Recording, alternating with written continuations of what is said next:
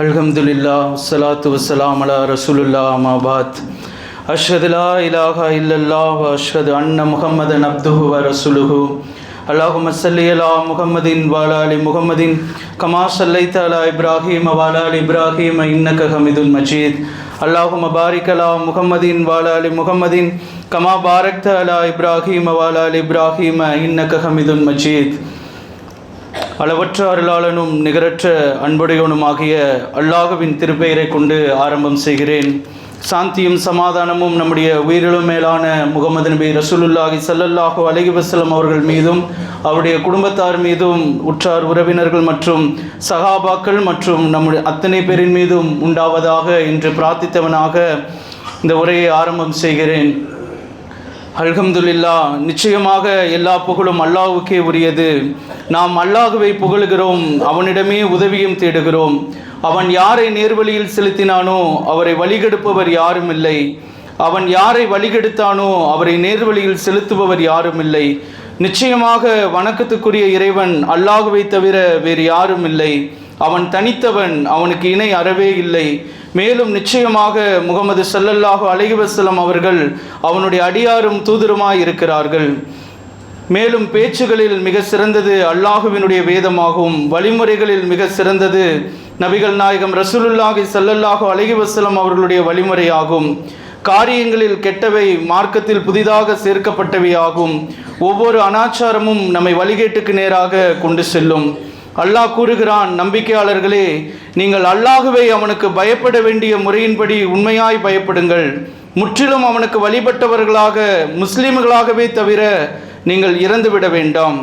மனிதர்களே, நீங்கள் உங்கள் இறைவனுக்கு பயந்து நடந்து கொள்ளுங்கள். அவன் உங்கள் அனைவரையும் ஒரே ஆன்மாவிலிருந்து உற்பத்தி செய்தான். ஆரம்பத்தில் அந்த ஒருவரை படைத்து அவரிலிருந்து அவருடைய மனைவியை படைத்தான். பின்பு அவ்விருவரிலிருந்து ஆண்கள் பெண்கள் என பலரை பூமியில் பரப்பினான். ஆகவே அத்தகைய அல்லாஹ்வுக்கே நீங்கள் பயந்து நடந்து கொள்ளுங்கள். அவனை கொண்டே நீங்கள் உங்களுக்குள் ஒருவருக்கொருவர் வேண்டியவற்றை கேட்டுக்கொள்கிறீர்கள். இன்னும் அல்லாஹ்வுக்கு பயந்து இரத்த உறவுகளிடமும் அன்பாக நடந்து கொள்ளுங்கள். நிச்சயமாக அல்லாஹ் உங்களை கவனித்தவனாகவே இருக்கிறான். நம்பிக்கையாளர்களே, நீங்களும் அல்லாஹ்வுக்கு பயந்து நேர்மையான விஷயங்களை கூறுங்கள். அவன் உங்கள் காரியங்களை உங்களுக்கு சீர்படுத்தி வைத்து உங்கள் குற்றங்களையும் உங்களுக்கு மன்னிப்பான். அல்லாஹ்வுக்கு அவனுடைய தூதருக்கும் எவன் கீழ்ப்படுகிறாரோ அவர் நிச்சயமாக மகத்தான வெற்றி அடைந்து விட்டார். அல்ஹம்துலில்லாஹ், இந்த நாளினுடைய குத்துபாவினுடைய தலைப்பு நம்முடைய ஈமானுடைய நிலை எவ்வாறு இருக்கிறது என்கிற தலைப்பிலே நாம் இன்னைக்கு இந்த குத்துபாவினுடைய உரையை நாம் பார்க்க போகிறோம். முதலாவது, நம்முடைய ஈமான் என்றால் என்ன? அல்லாஹ் நமக்கு ஒரு ஈமானை கொடுத்திருக்கிறான். ஈமான் என்று சொன்னால் என்ன என்பதை நாம் விளங்கிக் கொள்ள வேண்டும். ஈமான் என்ற வார்த்தைக்கு இரண்டு அர்த்தங்களை சொல்லுகிறார்கள். ஒன்று, ஈமான் என்றால் நம்புவது.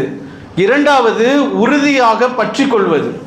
நம்மளிடத்திலே சொல்லப்பட்ட ஒரு காரியத்தை நாம் நம்ப வேண்டும். இரண்டாவது, அதை உறுதியாக பற்றி கொள்ள வேண்டும். இதைத்தான் ஈமான் என்று சொல்லுகிறார்கள்.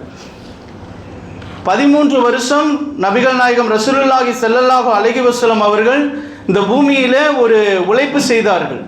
அந்த உழைப்பு எதின் அடிப்படையில் இருந்துச்சு அப்படின்னா, நம்ம எல்லாருமே சொல்லுகிறோம், ஷஹாதா அஷ்ஹது லா இலாஹா இல்லல்லாஹ் வ அஷ்ஹது அன்ன முஹம்மதன் அப்துஹு வ ரசூலுஹு என்கிற இந்த ஷஹாதாவை நாம் சொல்லுகிறோம். இதன் அடிப்படையிலே ரசூலுல்லாஹி ஸல்லல்லாஹு அலைஹி வஸல்லம் அவர்கள் 13 வருஷம் உழைப்பு செய்தார்கள். இந்த நம்பிக்கை நமக்குள்ளாக வர வேண்டும் என்பதற்காக. இதன் அடிப்படையிலே நாம் எதை சொல்லுகிறோமோ அதை முழுமையாக நாம் ஏற்றுக்கொண்டவர்களாக, உறுதியாக அதை பற்றி கொண்டவர்களாக இருக்க வேண்டும் என்று சொல்லி மார்க்கம் நமக்கு சொல்லுகிறது. நாம் இந்த ஈமானிலே எதையெல்லாம் நம்புகிறோம்?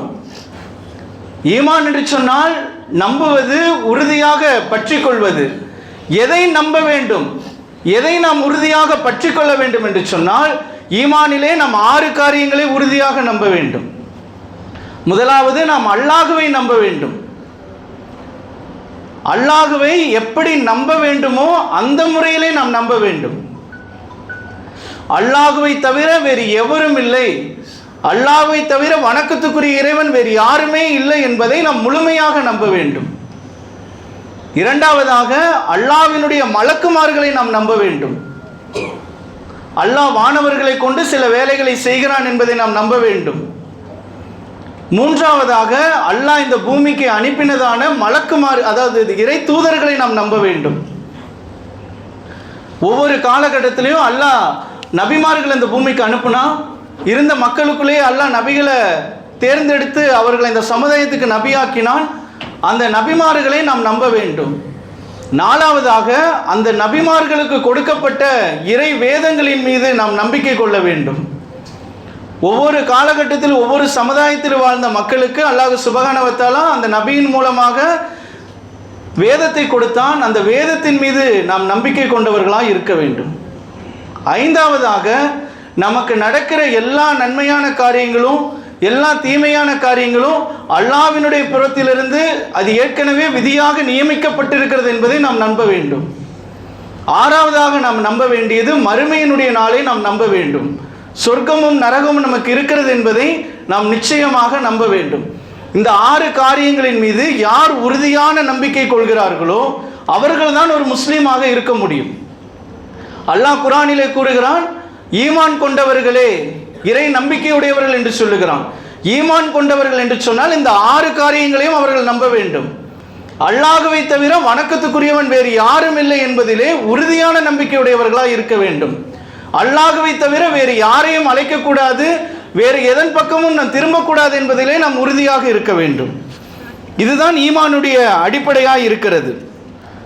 அல்லாஹ் அல் குர்ஆன் வசனம் 29வது அத்தியாயத்தில் 2வது வசனத்தில் சொல்லி காட்டுகிறான், மனிதர்கள் நாம் நம்பிக்கை கொண்டோம் என்று கூறினால் மட்டும் போதுமானது அல்ல, அதை பற்றி அவர்கள் சோதிக்கப்படாமல் விட்டுவிடப்படுவார்கள் என்று எண்ணிக்கொண்டிருக்கிறார்களா என்கிற ஒரு வார்த்தை, ஒரு ஆயத்து இந்த இடத்தில் இருக்கிறது. இந்த வசனத்தினுடைய அர்த்தம் என்ன? மனிதர்கள் நாங்கள் நம்பிக்கை கொண்டு விட்டோம், இப்போ சொல்லப்பட்ட இந்த 6 காரியங்களை நாங்கள் நம்பிவிட்டோம், இதை நாங்கள் மனதார சொல்லிவிட்டோம். இந்த சகாதாவை நாம் எப்படி சொல்ல வேண்டும் என்று சொல்லுகிறார்கள்? நம் உள்ளத்தில் அதை முழுமையாய் நம்ப வேண்டும், நம்முடைய வாயிலே வார்த்தைகளாலே அதை மொழிய வேண்டும், மூன்றாவது நம்முடைய செயல்களிலே காண்பிக்க வேண்டும். இதை செய்தால் நம்ம ஒரு முழுமையான முஸ்லீம்.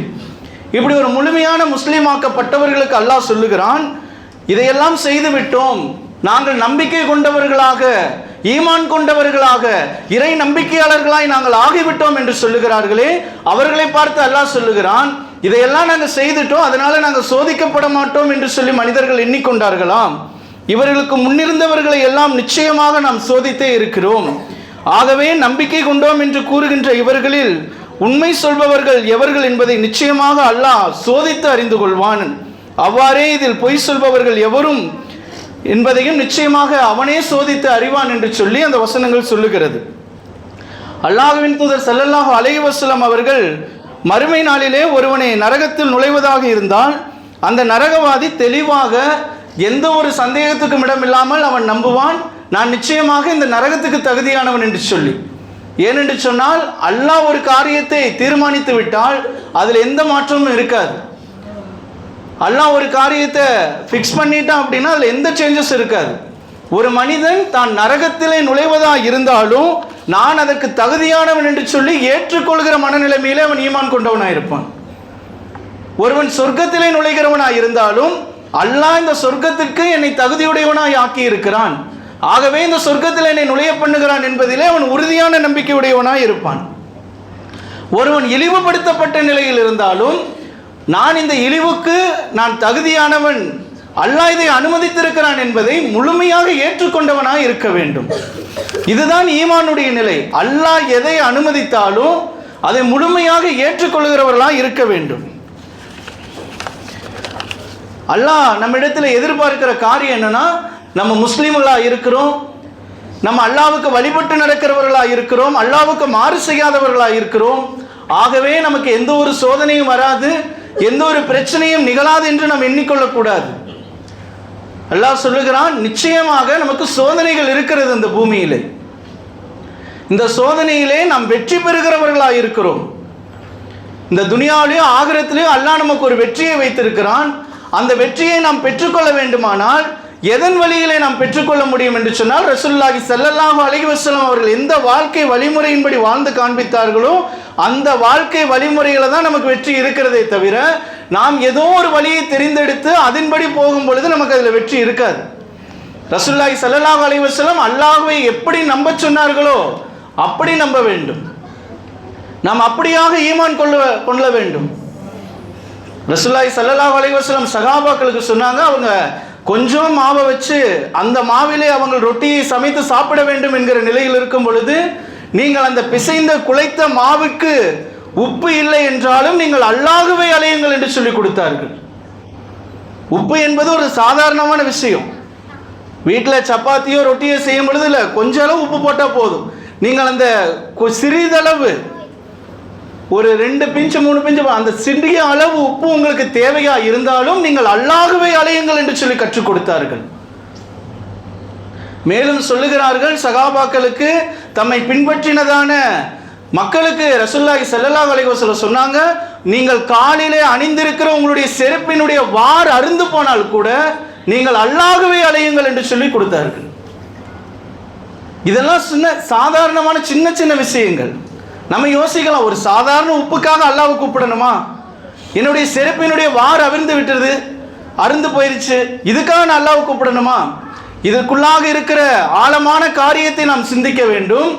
அவ்வளவு சின்ன சின்ன விஷயங்களுக்காக கூட நாம் அல்லாஹ்வை அழைக்க பழக வேண்டும் என்பதை ரசூலுல்லாஹி ஸல்லல்லாஹு அலைஹி வஸல்லம் தன்னுடைய சஹாபாக்களுக்கு, தன்னை பின்பற்றினவர்களுக்கு கற்றுக் கொடுத்தார்களானால், நாம் எத்தனை காரியங்களிலே இன்றைக்கு அல்லாஹ்வை அழைக்காமல் நம்முடைய சொந்த முயற்சிகளிலேயே நாம் செயல்பட்டு கொண்டிருக்கிறோம் என்பதை நாம் சிந்திக்க வேண்டும்.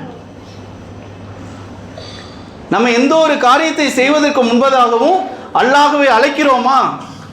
அல்லாஹ் இல்லாமல் நம்மால் இந்த காரியத்தை செய்துவிட முடியுமா என்பதை நாம் சிந்தித்து பார்க்க வேண்டும்.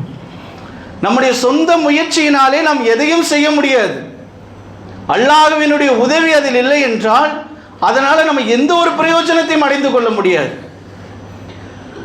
நபிகள் நாயகம் ரசூலுல்லாஹி ஸல்லல்லாஹு அலைஹி வஸல்லம் அவர்கள் சஹாபாக்களுக்கு இதைத்தான் கற்றுக் கொடுத்தார்கள். நீங்கள் ஒரு சின்ன சின்ன காரியத்தில் கூட அல்லாஹ்வை அழைக்க வேண்டும். இதுதான் ஈமான் கொள்ளுகிற நிலை.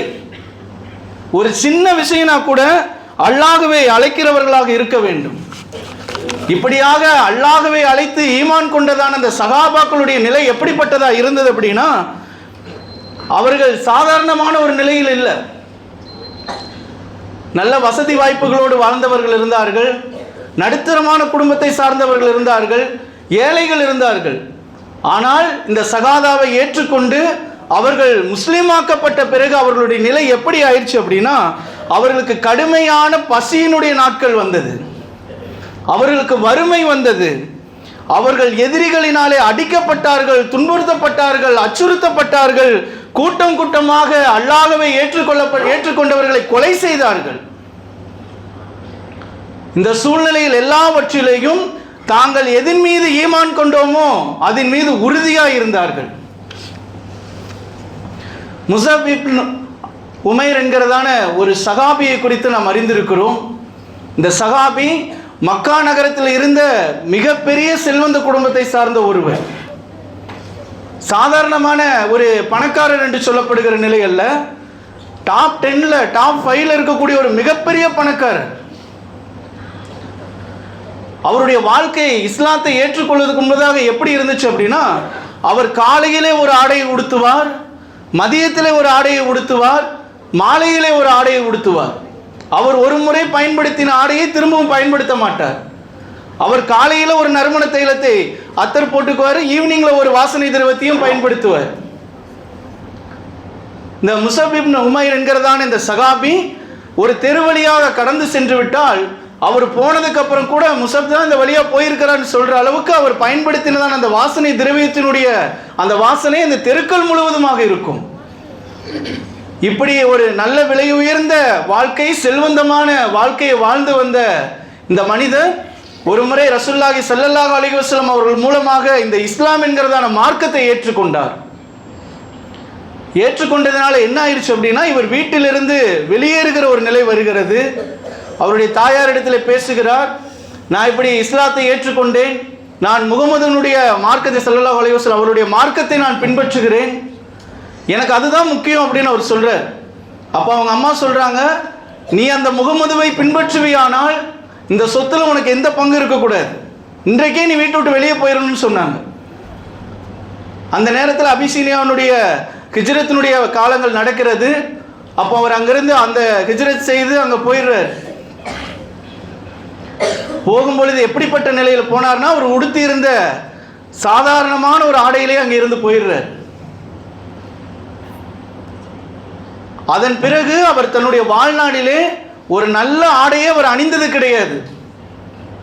அவர் நல்ல ஒரு உணவை சாப்பிட்டது கிடையாது. இந்த மார்க்கத்திற்காக எல்லாவற்றையும் விட்டுவிட்டு, இந்த ஈமான், தான் எந்த மீது ஈமான் கொண்டோமோ அந்த நபியினுடைய காண்பித்த அந்த வழியின் மீது ஈமான் கொண்டது நிமித்தமாக எல்லாவற்றையும் விட்டுவிட்டு அவர் போனார். அதன் பிறகு கஃபா உடன்படிக்கை வருகிறது.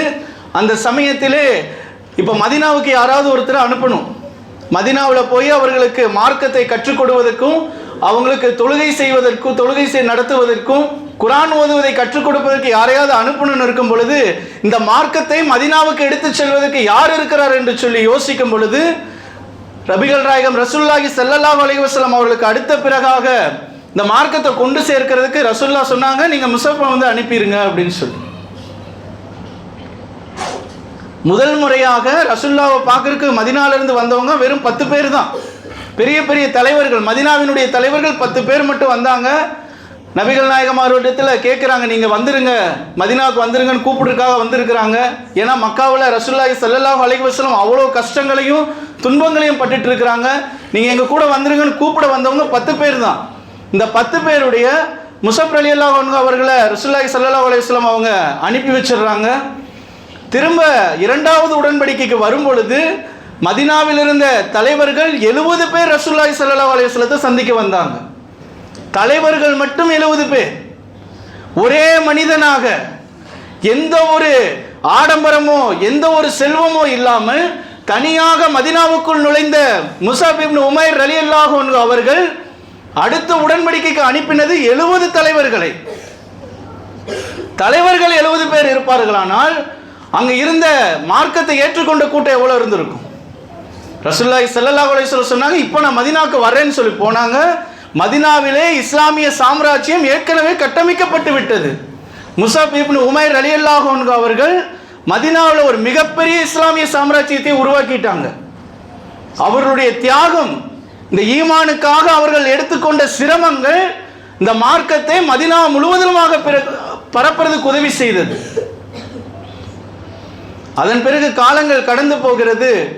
முஸஅப் இப்னு உமைர் ரலியல்லாஹு அன்ஹு அவர்கள் உஹதுனுடைய போரிலே ரசூலுல்லாஹி ஸல்லல்லாஹு அலைஹி வஸல்லம் அவர்களுக்கு மிகப்பெரிய ஒரு ஆபத்து வரப்போகிறது. ரசூலுல்லாஹ்வை கொலை செய்யறதுக்கு முயற்சி செய்து மலையின் மீது மிகப்பெரிய காரியங்கள் நடந்து கொண்டிருக்கிறது. ரசூலுல்லாஹ்வுடைய உயிருக்கே இப்பொழுது ஆபத்து வந்துருச்சு. ஒருவன் குத்தின ஒரு ஆயுதத்தினால ரசூலுல்லாஹ்வுடைய முகத்தில் ஒரு ஊசி போன்ற ஆணி போன்ற ஒரு காரியம் அவருடைய கடவாய்ப்பல் வழியாக உள்ளே போயிருச்சு. ரசூலுல்லாஹ்வுடைய மண்டை உடைக்கப்பட்டுருச்சு. கடவாய்ப்பல்லாம் நிறையா காயங்கள். இப்படிப்பட்ட சூழ்நிலையிலே இந்த கூட்டத்தை திசை திருப்பதற்கு என்ன செய்யணும்னு யோசிக்கும் பொழுது எந்த ஒரு யோசனையும் இல்லாமல் முஸஅப் இப்னு உமைர் ரலியல்லாஹு அன்ஹு அவர்கள் ஒரு கொடியை கையில் எடுத்துட்டு ஓடி போய் அல்லாஹு அக்பர் அல்லாஹு அக்பர் என்று சொல்லி அவர் ஓடினார்கள். யார் நபியை தாக்க முடிய வந்தாங்களோ அவங்க எல்லாரும் திசை திருப்பப்பட்டு முஸஅப் இப்னு உமைர் ரலியல்லாஹு அன்ஹு அவர்களை அந்த இடத்திலே ஷஹீதாக்கினார்கள். போர் முடிந்த பிறகு ரசூலுல்லாஹ் மலையின் மீது இறங்கி வந்து சகாபாக்களை எல்லாம் பார்க்குறாங்க. ரசூலுல்லாஹ் தன்னுடைய உயிரிலும் மேலாக நேசித்ததான சகாபாக்களிலே ஹம்ஸா ரலியல்லாஹு அன்ஹு அவர்கள் ஷஹீதாக்கப்பட்டுட்டாங்க. ரசூலுல்லாஹ் தேம்பி தேம்பி கதறி கதறி அழுதாங்க. ஏன்னா இந்த மார்க்கத்துக்கு அவ்வளவு துணையாக நின்ற ஒருவரை இழந்து விட்டோம் என்று சொல்லி அடுத்ததாக தேடினார்கள் வேறு யார் இருக்கிறாங்கன்னு சொல்லி. நிறைய பேர் ஷஹீதானாங்க. தேடி போகும் பொழுது ஒரு இடத்திலே முன்பக்கம் மட்டும் 70 காயங்கள் அடைந்தவராக முஸஅப் இப்னு உமைர் ரலியல்லாஹு அன்ஹு அவர்கள் ஷஹீதாக்கப்பட்டிருந்தாங்க. ரசூலுல்லாஹி ஸல்லல்லாஹு அலைஹி வஸல்லம் அதே இடத்துல கதறி அழுதாங்க. முஸஅப் எப்படி வாழ்ந்த மனுஷன், அவருடைய உடை எப்படிப்பட்டது, அவருடைய உணவு எப்படிப்பட்டது, அவருடைய வாசனைகள் எப்படிப்பட்டது. ஆனால் இந்த முஸஅப் இன்றைக்கு போர்க்களத்திலே 70 காயங்களோடு ஷஹீதாக்கப்பட்டிருக்கிறார். அவர் அணிந்திருக்கிற ஆடைகள் கிழிந்து தைக்கப்பட்ட ஆடை. ஜனாசாவுக்காக ரசூலுல்லாஹ் தொழுகை நடத்துறதுக்காக கொண்டு வந்து வச்சாங்க. ரசூலுல்லாஹ் பார்க்குறாங்க, அவருக்கு போத்திருக்க கஃபன் துணி இல்லை. சகாபாக்கள் இடத்துல சொன்னாங்க, நீங்க ஒரு கஃபன் துணி அவருக்காக போத்துங்கன்னு சொல்லி அவர்களிடத்தில் இந்த துணியை கொண்டு வந்து போட்டா தலையை மறைக்கிறாங்க, கால் தெரியுது. காலை மறைச்சா தலை தெரியுது. ரசூலுல்லாஹ் கதறி அழுதார்கள். என்னுடைய சஹாபாக்கள் இந்த ஈமானுக்காக, இந்த மார்க்கத்திற்காக எப்படிப்பட்டவங்க ஆயிட்டாங்கன்னா எல்லாவற்றையும் விட்டு விடுகிற நிலைமைக்கு வந்துட்டாங்க. அதனாலதான் ரசூலுல்லாஹி ஸல்லல்லாஹு அலைஹி வஸல்லம் அவங்க சொன்னாங்க, நீங்கள் உஹது மலை அளவு தங்கத்தை தர்மமாக கொடுத்தாலும், இல்ல உஹது மலையை விட நீங்கள் அதிகமாக தர்மம் செய்தாலும், என்னுடைய சகாபாக்கள், ரசூலுல்லாஹ் சொல்ல, என்னுடைய சகாபாக்கள் கொடுக்கிற ஒரு பேரிச்சம்பழத்தினுடைய பாதிக்கு அது இணையாகாது என்று சொன்னார்கள். ஏனென்று சொன்னால், அவர்கள் தங்களுடைய பஞ்ச நேரத்திலே தங்களுக்கு எதுவுமே இல்லாத நிலையில ஒரு பேரிச்சம்பழம் இருந்தா கூட அதை மற்றவங்களுக்கு பகிர்ந்து சாப்பிட்டாங்க. பக்கத்தில் இருக்கிற சகாபிக்கு சாப்பாடு இல்லை, எங்கிட்ட ஒரு பேரிச்சம்பழம் தான் இருக்குது, அதுல பாதி அவருக்கு கொடுத்துருவாங்க. அப்படிப்பட்ட சகாபி அந்த கூட்டத்துங்களை பார்த்து ரசூலுல்லாஹ் சொன்ன, என்னுடைய சகாபாக்களுக்கு அல்லாஹ் சொர்க்கத்துல ஒரு உயர்ந்த அந்தஸ்தை வச்சிருக்கிறான் சொன்னாங்க. இப்படியாக சகாபாக்கள் தங்களுடைய ஈமானை பாதுகாத்தார்கள். இந்த ஈமானை மற்றவங்களுக்கு கொண்டு போய் சேர்க்கிறதற்காக தங்களிடத்தில் இருக்கிற எதையும் இழக்க துணிந்தார்கள். இன்றைக்கும் காசாவில் நடக்கிற காரியங்கள் நமக்கு தெரியும். அவங்க ஈஸியா எஸ்கேப் ஆயிடலாம். பாலஸ்தீனை விட்டு வெளியே வந்துட்டாங்க அப்படின்னா வேற ஒரு கண்ட்ரிக்கு போயிடலாம், இல்லை வேற யார்ட்டையாவது அடிமையா போயிடலாம், எங்கேயாவது போய் தஞ்சம் புகுந்து கொள்ளலாம். ஆனால் இந்த மார்க்கத்திற்காக, இந்த ஈமானுக்காக எந்த ஒரு யூதர்களிடத்திலும் நாங்கள் அடிமைப்பட மாட்டோம் என்று சொல்லி இன்றைக்கும் தங்களுடைய பிள்ளைகளையும் மனைவிகளையும் கணவன்களையும் பலியாக கொடுத்துவிட்டு ஈமான் கொண்டவர்களாக காசாவிலே வாழ்ந்து கொண்டிருக்கிறார்கள் அந்த சகாபாக்களுடைய பின்பற்றின கூட்டத்தார். நம்ம வீடியோஸ்ல பார்க்கிறோம், நியூஸ்ல பார்க்கிறோம், எத்தனை குழந்தைகள் சாப்பாட்டுக்காக கதறுகிறார்கள். நம்மளுடைய ஈமானுக்கு அது மாதிரி பிரச்சனை ஏதாவது வந்துருச்சா? நம்ம மார்க்கத்தை பின்பற்றுவதற்கு அதன் மாதிரி ஏதாவது காரியங்கள் ஏற்பட்டிருக்கிறது என்று சொன்னால் இல்லை. அவர்கள் இன்றைக்கு எதுவுமே செய்ய வேண்டியதில்லை. சிம்பிளாக நாங்கள் முஸ்லீம் இல்லை, அவ்வளோதான், நாங்கள் வேற ஒரு மதத்தை சார்ந்தவர்கள் என்று சொல்லி அந்த இடத்த விட்டு போயிட்டா ஈஸியாக அவங்க எஸ்கேப் ஆயிடலாம், அவங்களோட உயிராகிலும் பாதுகாக்கப்படும். ஆனால் இந்த மார்க்கத்தை எதற்காகவும் நாங்கள் இழக்க மாட்டோம் என்று சொல்லி தங்களையும் தங்களுடைய பிள்ளைகளுடைய உயிரையும் கொடுக்கிறார்கள் என்று சொன்னால் அந்த ஈமான் எவ்வளவு பெரியது. ஆனால் கடந்த வாரத்திலே நம்முடைய சென்னை ஓஎம்ஆர் பகுதியில் ஒரு காரியத்தை கேள்விப்பட்டோம். தாவா ரீதியிலே 300 இஸ்லாமிய குடும்பங்கள் இஸ்லாத்தை விட்டு கிறிஸ்தவர்களாக மாறி இருக்கிறார்கள். 300 குடும்பங்கள்.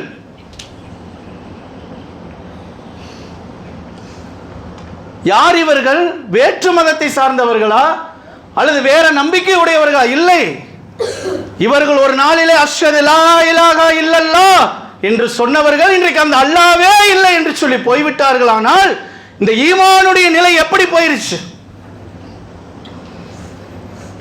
ஒரு 5 கிலோமீட்டர் டிஸ்டன்ஸ்ல இருக்கிறவருடைய ஈமான், நம்ம பக்கத்தில் இருக்கிறவங்க, நம்ம பழகிறவருடைய ஈமான் இப்படி போயிருச்சு அப்படின்னா நம்முடைய ஈமான் குறைவதற்கு இன்னும் எவ்வளவு நாள் ஆகும்? இந்த மார்க்கம் பணத்தை கொண்டோ ஏதோ பொருளை கொண்டோ ஆசை வார்த்தைகளை கூறியோ நம்மிடத்தில் வரவில்லை. ரசூலுல்லாஹி ஸல்லல்லாஹு அலைஹி வஸல்லம் அவர்களும் சஹாபாக்களும் தங்களுடைய உயிரை கொடுத்து தங்களுடைய பிள்ளைகளை இழந்து மனைவிகளை இழந்து எல்லாவற்றையும் விட்டு யாரும் இல்லாத அனாதைகளைப் போல மலைகளிலும் காடுகளிலும் சகிதாக்கப்பட்டு கிடந்தார்கள். அப்படி கொண்டு வந்து சேர்க்கப்பட்ட இந்த மார்க்கம், அந்த ஈமான் இன்றைக்கு எப்படி ஆயிடுச்சு அப்படின்னா சாதாரண காரியமா போயிடுச்சு. இந்த ஈமானுக்காக நம்ம என்ன செய்து கொண்டிருக்கிறோம்? இஸ்லாத்தினுடைய 5 தூண்கள். நம்ம ஈமான் உள்ளவர்களாய் முதலாவது சகாதாவிலே உண்மையாய் இருக்க வேண்டும். இரண்டாவது சலா, நம்முடைய தொழுகையிலே நாம் உண்மை உள்ளவர்களாய் இருக்க வேண்டும். நம்முடைய ஈமானுடைய நிலை நம்முடைய தொழுகையிலேயே தெரிஞ்சிடும். இன்னைக்கு நம்முடைய தொழுகையினுடைய நிலை எப்படி இருக்கிறது? நாம் ஈமான் கொண்டவர் என்று சொல்லுகிறோமே, நம்முடைய தொழுகை எப்படி இருக்கிறது? நம்ம ஃபஜர் தொழுது எத்தனை நாள் ஆயிடுச்சு? ஃபஜருடைய தொழுகையை தொழுது எத்தனை நாட்கள்? கடமையான தொழுகையை தொழுது எத்தனை நாள் ஆயிடுச்சு நம்ம சிந்திக்க வேண்டும். தஹஜ்ஜுத் தொழுது எவ்வளவு நாள் ஆயிடுச்சு நம்ம சிந்திக்கணும். நம்ம எப்படிப்பட்ட ஈமானுடைய வாழ்க்கையை வாழ்ந்து கொண்டிருக்கிறோம் என்பதை சிந்திக்க வேண்டும். கண்ணியத்துக்குரியவர்களே, நாம் இதே போக்கில் போய்கொண்டிருப்போமானால் எங்கேயோ நடந்த ஒரு இது எதிர்காலத்தில் நம்முடைய சந்ததிக்கும் வருவதற்கு வாய்ப்பு இருக்கிறது. நாம் சிந்திக்க வேண்டிய காலகட்டத்தில் வந்திருக்கிறோம். நம்முடைய முன்னோர்களுக்குள்ளாக இருந்த அந்த ஈமான் நமக்குள்ளாக இருக்கிறதா இன்றைக்கு? அல்லது நேரிலேயே நமக்கு தெரியும் நமக்குள்ளே இருக்கிற ஈமான், நமக்குள்ளே இருக்கிற இந்த மார்க்கத்தினுடைய காரியம் நம்முடைய பிள்ளைகளுக்குள்ள இருக்குதானா? அது கொஞ்சம் கேள்விக்குறிதான். அப்போ அவருடைய பிள்ளைகளுக்குள்ள வருமா அப்படின்னா அதெல்லாம் சிந்திக்க வேண்டும். நாம் எதை பிள்ளைகளிடத்திலும் எதை இந்த சமுதாயத்திடத்திலும் கொண்டு போய் சேர்த்து கொண்டிருக்கிறோம்? ஈமான் கொண்டவர்கள் எதை நாம் கொண்டு போய் சேர்க்க வேண்டும்? இன்றைக்கு மற்ற எல்லா காரியங்களையும் நாம் இந்த சமுதாயத்துக்கும் நம்முடைய அடுத்த தலைமுறைக்கும் கொண்டு போய் சேர்க்கிறோம். ஆனால் சேர்க்க வேண்டிய மார்க்கத்தை நம் சரியான முறையில் நம்ம பிள்ளைகளிடத்தில் இன்னும் கொண்டு போய் சேர்க்கலை. நமக்குள்ளே இருக்கிற ஈமானே நம்முடைய பிள்ளைக்குள்ளே இல்லை அப்படின்னா அது காலப்போக்கில் எந்த ஒரு நிலையில போய்விடும் என்பதை நாம் சிந்திக்க வேண்டும்.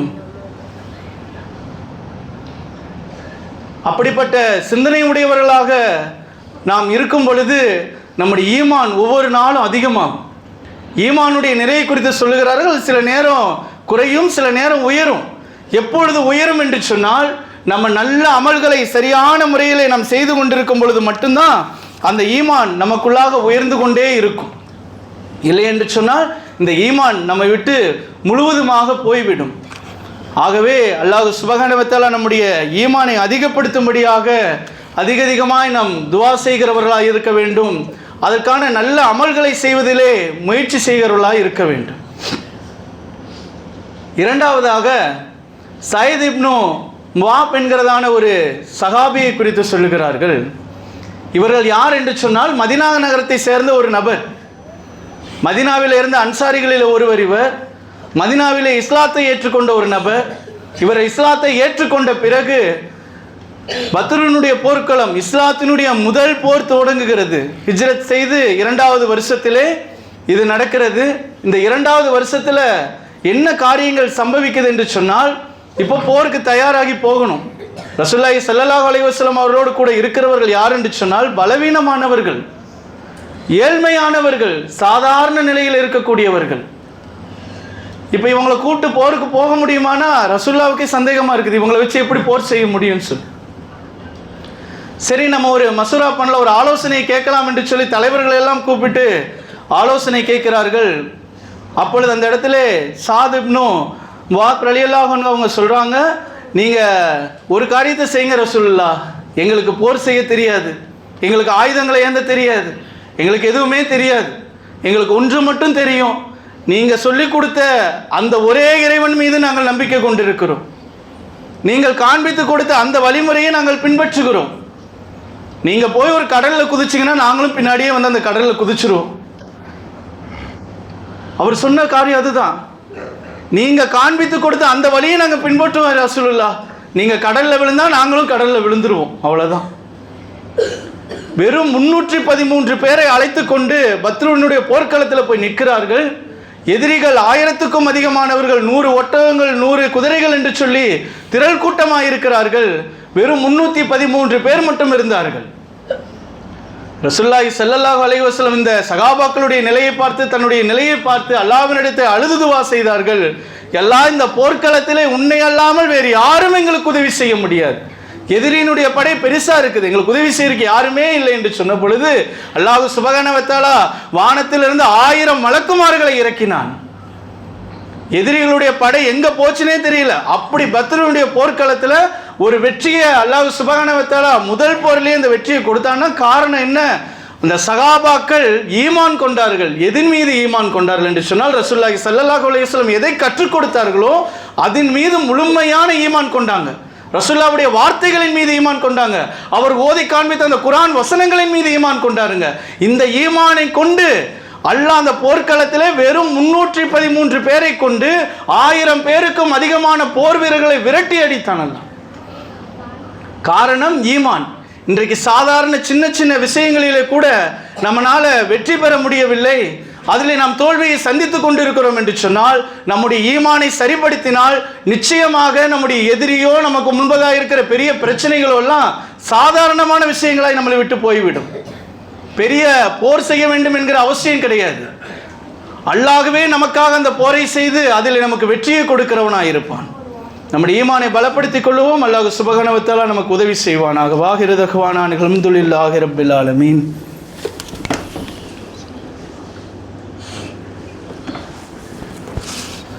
அஸ்ஸலாத்து வஸ்ஸலாமு அலா ரசூலுல்லாஹ் அம்மா பஅத். அஷ்ஹது லா இலாஹா இல்லல்லாஹு வ அஷ்ஹது அன்ன முஹம்மதன் அப்துஹு வ ரசூலுஹு.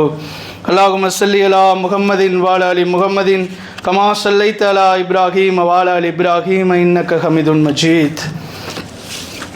கடைசியாக ஒரு காரியத்தை மட்டும் சொல்லி இந்த குதுபாவினுடைய உரையை நிறைவு செய்ய விரும்புகிறேன்.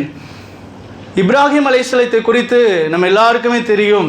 அல்லாஹ் சுப்ஹானஹு வ தஆலா நபிகள் நாயகம் ரசூலுல்லாஹி ஸல்லல்லாஹு அலைஹி வஸல்லம் அவர்களிடத்திலே சொன்னாங்க, நீங்கள் இப்ராஹிமினுடைய மார்க்கத்தை பற்றி பிடித்துக் கொள்ளுங்கள் என்று சொல்லி, நீங்கள் இப்ராஹிமினுடைய மார்க்கத்தை பின்பற்றுங்கள் என்று சொன்னார்கள்.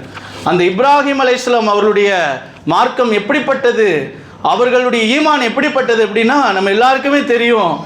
ஹாஜர் அலைஹிஸ்ஸலாம் அவர்களையும் இஸ்மாயில் அலைஹிஸ்ஸலாம் அவர்களையும் நீங்கள் பாலைவனத்தில் கொண்டு போய் விட்டுவிட வேண்டும் என்று சொன்ன பொழுது எந்த ஒரு எதிர்ப்பும் தெரிவிக்காமல் 2 பேரையும் கொண்டு போய் பாலைவனத்தில் விட்டாங்க.